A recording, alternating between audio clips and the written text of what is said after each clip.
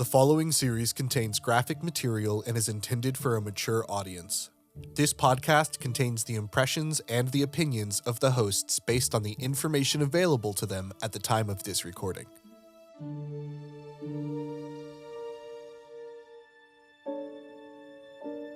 I asked where her remains would be, and he strongly urged me not to view them, with the explanation that that's not a memory I wanted to have.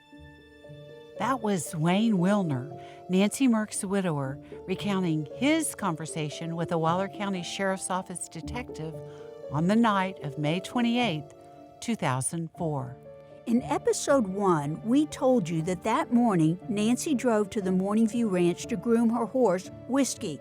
Hours later, she was found dead on the stall floor with slashed fingers and a gaping neck wound. Nancy's jeans and underwear had been cut, and her boots were off, lying on the stall floor. Wayne talked to the detective at approximately 7:30 that evening. He said I should deliver this in person, and then I forget his reason, but he just proceeded to talk. There was something, an incident, an accident with the horse, and Nancy did not survive. Very short statement. He didn't tell me where her body was, and he didn't want me to know. Well, he never gave any hint as to where it might be. He just said, "You don't want to see it." That life-altering call ended with Wayne being told he needed to retrieve Nancy's car, which had been impounded. He's told this immediately after being informed his wife was dead. Meanwhile, Nancy's body had been taken to the Cannon Funeral Home, a family-run business for 59 years. The mortician unzipped the bag and immediately became alarmed. That's when an unusual sequence of events unfolded. I'm TK Masters, corporate espionage operative and former detective. I've assumed dozens of aliases while running domestic and international sting operations, cracked multi-million-dollar fraud cases, investigated corrupt attorneys, and there are some cases I still can't discuss. I'm Dr. M, neurosurgeon, attorney, and writer. After performing surgery for many years, I retired my scalpel and went to the dark side. Now, TK and I will use our combined investigative, medical, and legal expertise to analyze the most compelling and complex crime cases. Together, we are Sleuth and Surgeon.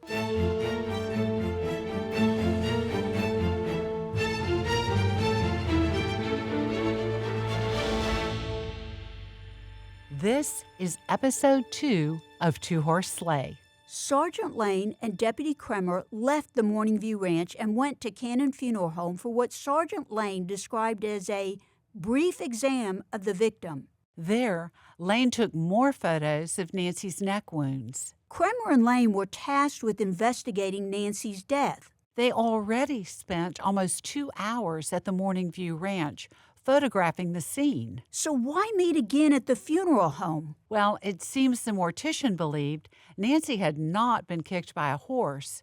Rather, her throat had been slashed. And for the record, this makes the mortician one of the heroes in this case. The Justice of the Peace, Dwayne Charleston, was then contacted, and that evening, he authorized Cannon to send Nancy's body to the Southeast Texas Forensic Center in Montgomery County.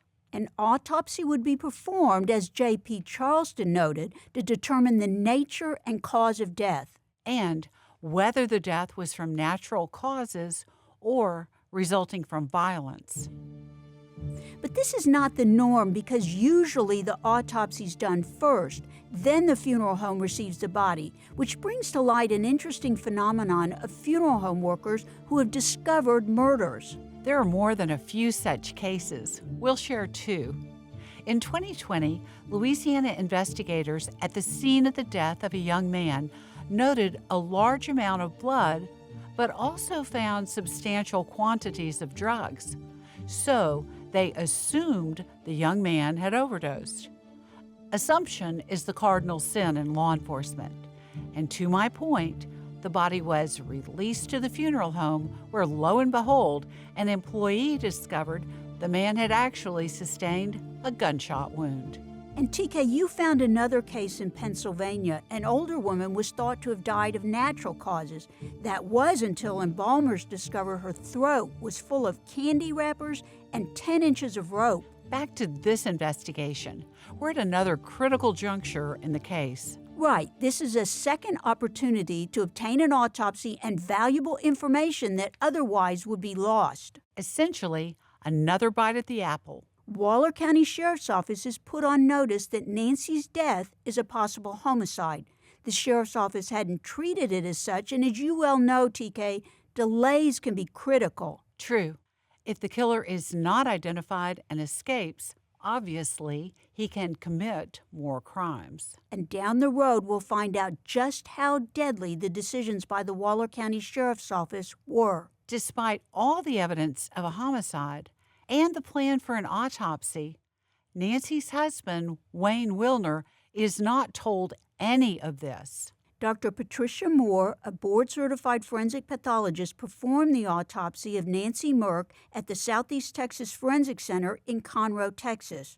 Dr. Moore started at 7:10 a.m. on Saturday, May 29, 2004. We're truly honored to know and work with Dr. Moore, another hero in this case. And you'll understand why when you hear about her actions and the response from the Waller County Sheriff's Office. First, some background on Dr. Moore. Prior to her employment at Southeast Texas Forensic Center, she worked for almost 6 years as a medical examiner in Harris County, Texas. Houston, the fourth largest city in the United States, is in Harris County. Dr. Moore performed about 400 autopsies a year while working in Harris County.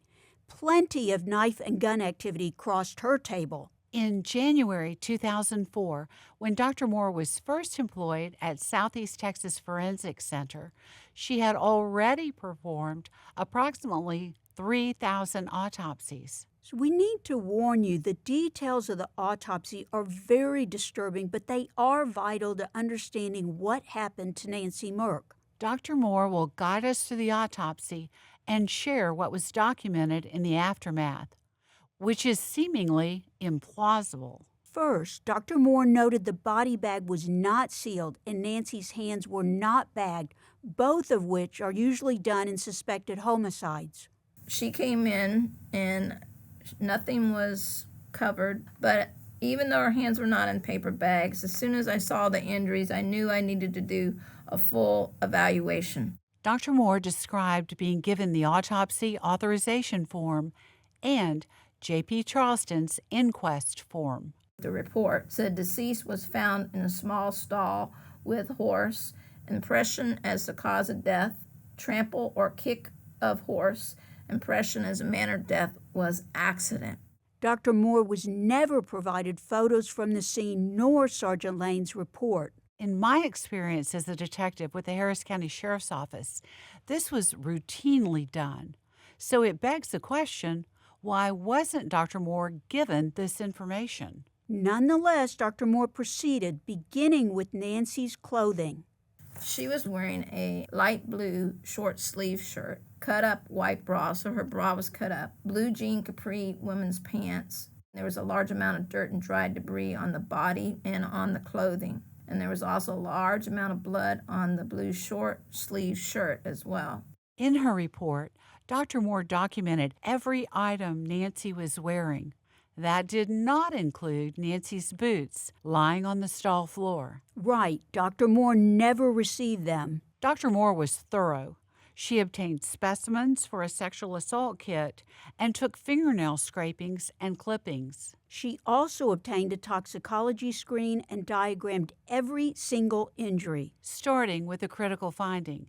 Nancy was stabbed 3 times in the back. There was no mention of this in Sergeant Lane's report. There are a group of what I call stab wounds. They were kind of obliquely oriented on the mid-back.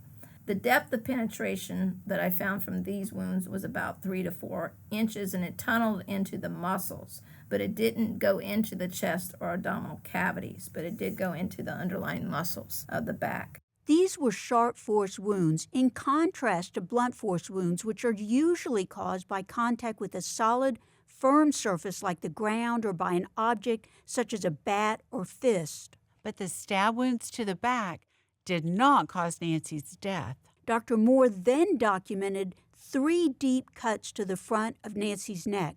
She describes the most severe of the 3. The path of it goes from the mid-left anterior neck into the muscles we call the strap or the infrahyoid muscles on the left side. Then it goes through the left side of the larynx towards the right of midline. Then it lacerates the left carotid artery and the left internal jugular vein.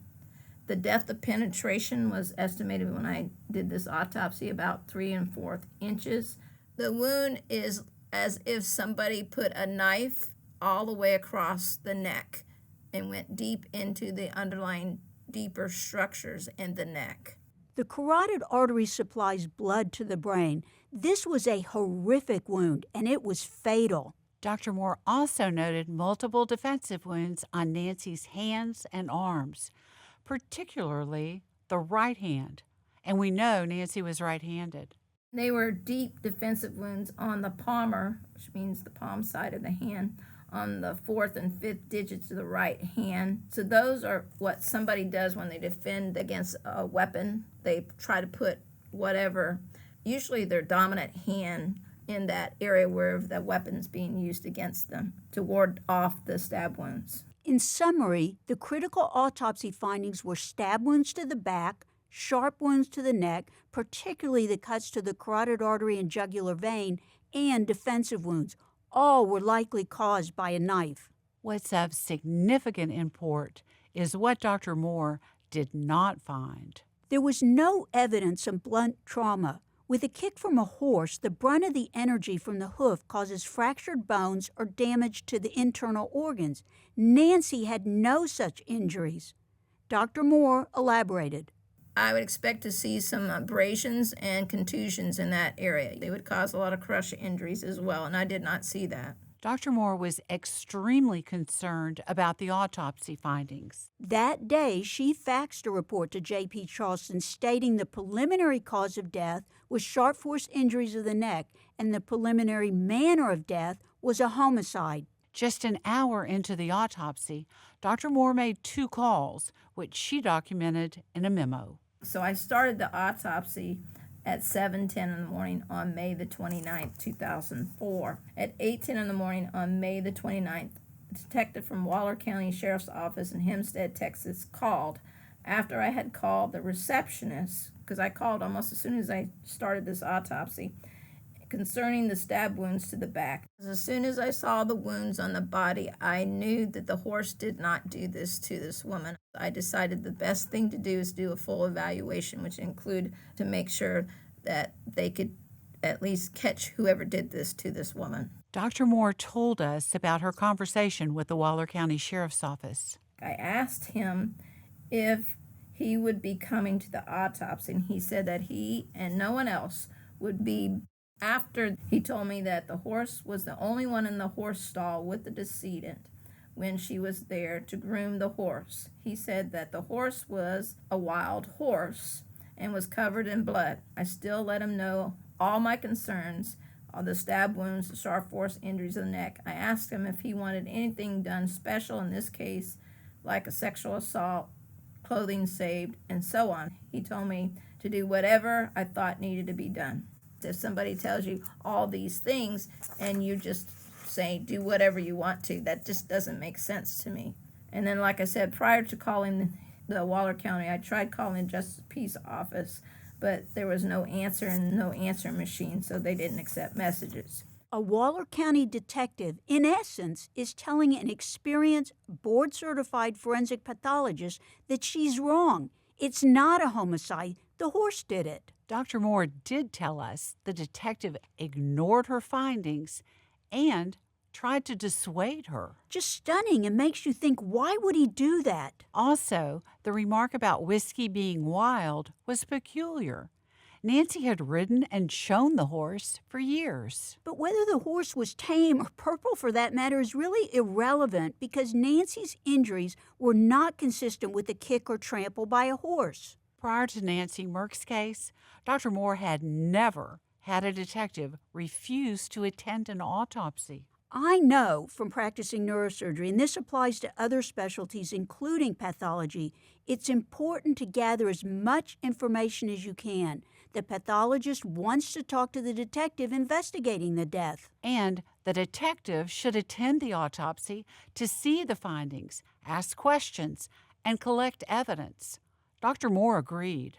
I was very concerned why they weren't even coming to the autopsy. Most of the time they would come because they would see they needed to be there to see the actual findings, because sometimes that helps them when they do their investigation. It's always important to see what they see and let them see what you see, so it helps correlate both together so you can have a better way of figuring out what caused that person to die.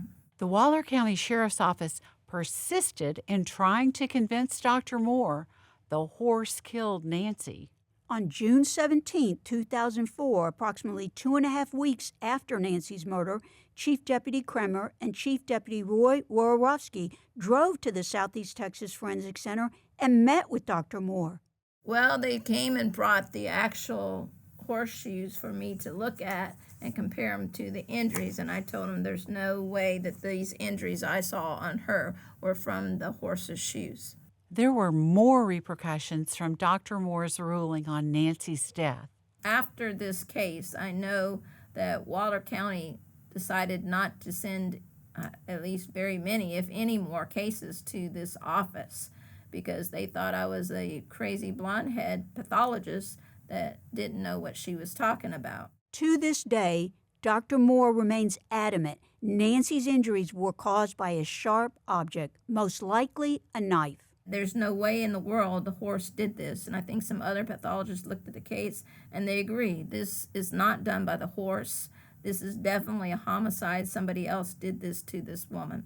So it makes you wonder why the justice of the peace and the detective couldn't see this, because I'm sure the detective has seen several cases before of people stabbed, and he should have realized that this was not from a horse.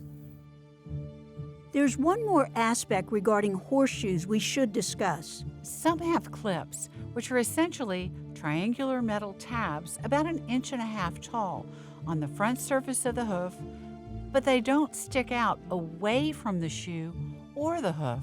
Dr. Moore made it clear, given the depth, length, and sharpness of Nancy's wounds, they were not caused by a horse's hoof, regardless of the type of shoe. But the detective from the Waller County Sheriff's Office had one more theory regarding Nancy's death. And for me, it is patently unbelievable, given the knife wounds to Nancy's back. They actually told me that she was there with the scissors at the stall, and that the scissors had, I think, this is what I remember, blood on them. They're saying that the horse got upset, since it's a wild horse, and she ended up, maybe the horse making her stab herself with the scissors. They're not consistent at all with scissors. At 8:10 a.m. on Saturday, May 29, 2004, Dr. Moore determined whiskey had not killed Nancy Merck.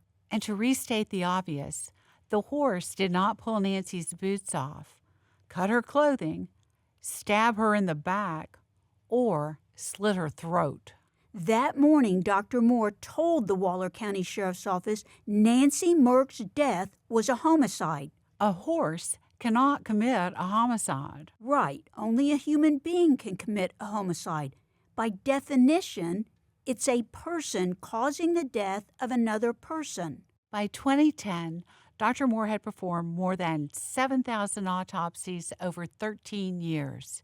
In many, sharp force injuries were the cause of death. Law enforcement had contested her ruling only once, Nancy Merck's case in Waller County. On the afternoon of May 29, 2004, after the autopsy was completed, Waller County Sheriff's Office met with Nancy's family. The family would be told Nancy had been murdered, right? As in all criminal matters, persons are considered innocent unless proven guilty beyond a reasonable doubt in a court of law. You should not approach or make contact in any way with any suspect or wanted fugitive named in the content of this program or any related social media site, as they may be dangerous. For more information and photos related to this case, visit our YouTube channel @sleuth&surgeon.